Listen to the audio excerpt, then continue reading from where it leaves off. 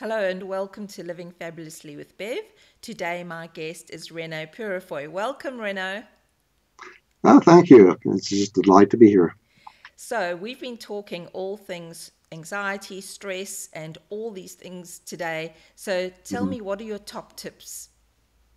Well, I think let's focus on something that's called should-must thinking. I worked with anxiety disorders for 20 years, and one of the big things that they would do is, again, this thing called should-must thinking, things that I have to do, things that I must do, things that I should do.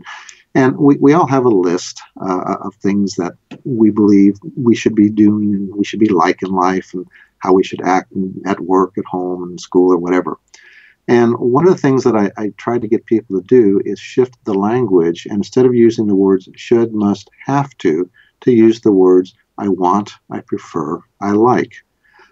Because when you have lots of really rigid rules, and for these people, they were very rigid, I have to do this.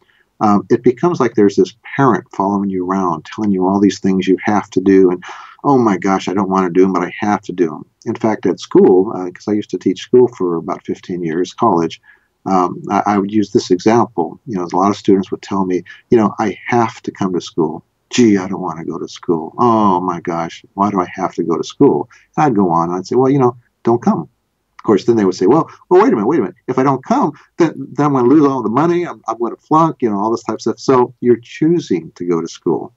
And so again, what that does is it puts the responsibility on your shoulders because when you're using should must thinking, again, it's like the center of control is outside of you. This force is making you to do stuff. When you use language, I choose, I want, I prefer, it's not I have to be on time. I like to be on time, things of that nature. Now, it's my decision. And what's going to happen is there'll be times when you'll say, well, I like to be on time, but this isn't that important, so I'm probably going to be late. That's okay. Uh, and it's very empowering. And I found with the anxiety clients, it really helped them free an area of their life where they put a lot of pressure on themselves.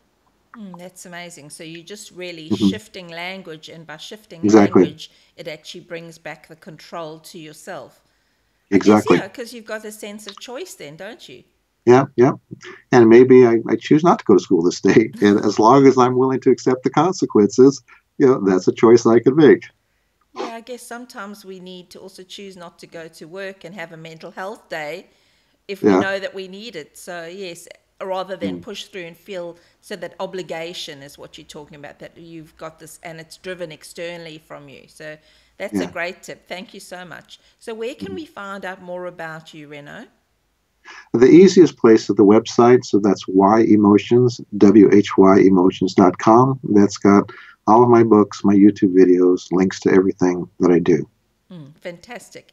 And so, if you Mm. enjoyed what Renault had to share today, we've just completed a full interview, and that interview is actually available on the website www.livingfabulously.com/podcast. So, Renault, thanks for Mm. being with me here on YouTube.